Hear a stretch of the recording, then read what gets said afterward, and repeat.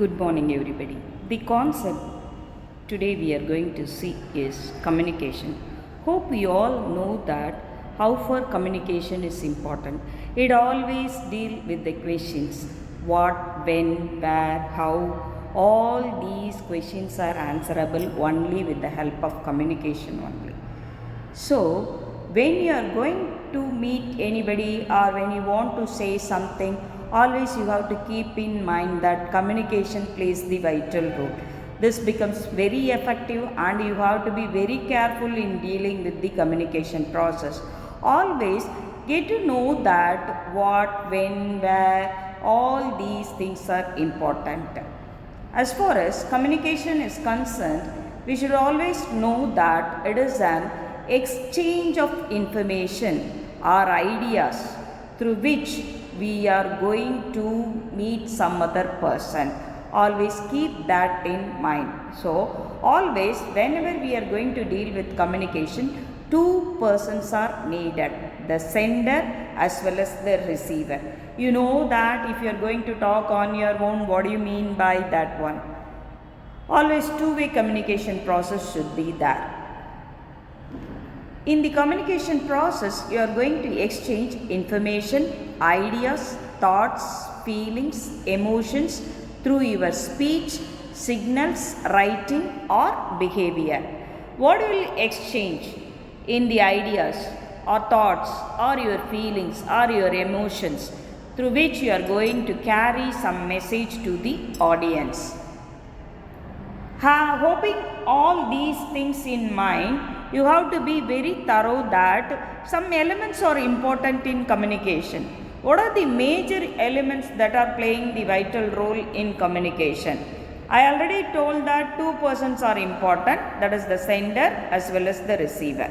Okay, I am going to send some information or the thing to the receiver. What is the need in that area is ideas.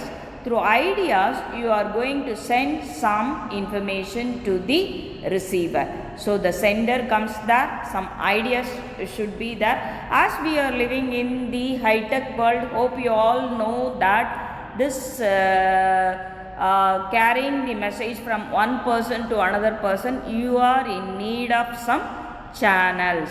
That channel can be called as the medium or the communication channel. Okay. First sender is the idea, medium and then the receiver. In between some other persons plays the vital role. When I am going to have ideas, I will be having in mind that I am going to encode that message. How far I will encode that message according to my own language, according to the matter which I am able to convey, I will be encoding that message. So, sender, ideas, encoding, then comes the channel, then I am going to give that message to a receiver. Receiver, if he is going to receive the message, he will not take that message in his whatever I am sending, he will not take in that form. Hope he will convert that into his own idea, that is called as decoding. After getting or receiving the message, the receiver will give feedback to the sender, whether that message is okay or not, whether the message whatever I am conveying is clear to that person or not, that will be find out. So, these are some of the elements that plays the vital role in communication. Always keep in mind that the sender should have some ideas, he has to encode that message in his own language, then the communication channel is important for him to send the message, the receiver he will receive the message, after receiving the message the receiver he will decode the message according to his own language and finally the receiver will be giving feedback to the sender. So, communication process, it must be considered as a continuous and dynamic interaction both affecting the sender as well as the receiver. Sender, as we all know that who is the person who intend to convey the message or passing on the information to the receiver. Then comes the ideas. It can be of your own thing, or you can have that ideas in having discussion with some other persons, some others' opinions, some others' feelings, some other views, orders. It can be like that. Then the encoding happens. The encoding means I am going to convert the message according to my own symbols, according to my own languages. That is called as encoding.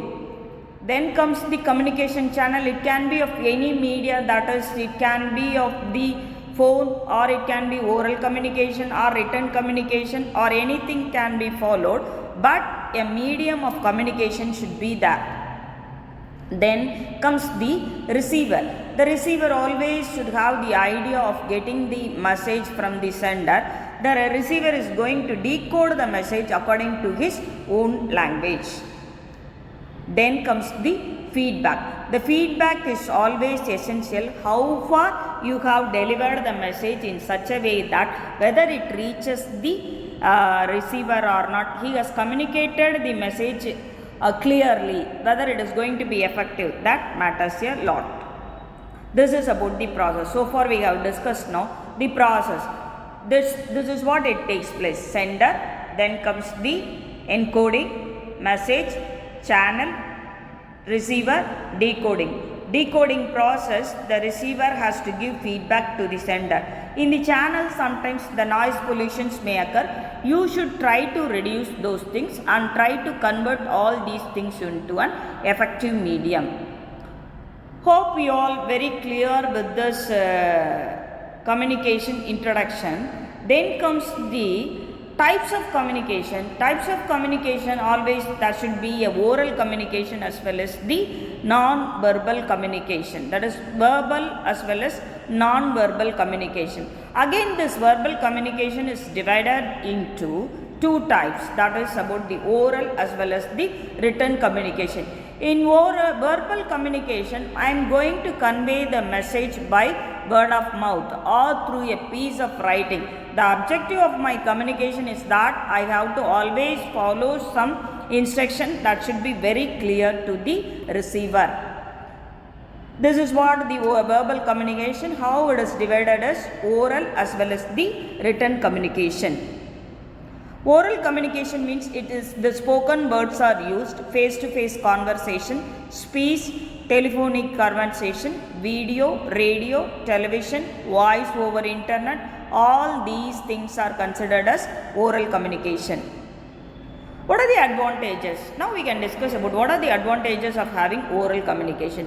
Oral communication always gives you the immediate feedback, as well as it is the face-to-face conversation through which you are ready to read their facial expression also, as well as their body language. One can guess whether he or he should be conveyed the message in what way we are understanding. That should be very clear. Then what are the disadvantages in having this oral communication means sometimes they may be unable to understand what you are delivering to them. That may be unable to understand from the receiver's point of view. Next comes the written communication. As you all very well know, that which serves as the future record means only the written communication. This written communication, you have to keep in mind that it serves as the future record. You are creating some evidence to the receiver, or you are creating some evidence to the public. As you people are suffered a lot, the examinations are conducted, that serves as the written communication. That will be serving for your future references too, through which whenever you are going to the college or for mark sheet purpose, which serves as the evidence means only the written communication. So nowadays written communication can be through email, letter, reports and memo. Again same thing, in written communication also you are going to have some advantages. That is, what are the advantages? Written communication can be easily edited and it can be revised as many times before it is actually sent. Written communication serves as the future record for every message. A written communication enables the receiver to understand what you are conveying them, and it enables them to give you the proper feedback. Here the same thing, some disadvantages are there in written communication also. in written communication, whatever the message I am composing, that may not be understandable by the receiver. Word of mouth may be sometimes easy for them, but in understanding my writings, my skills may not be understandable to them. So always keep in mind that the effective communication is building a block of successful organization. Whenever I am thinking that this effective communication plays the vital role, that you have to keep in mind. So have it in mind that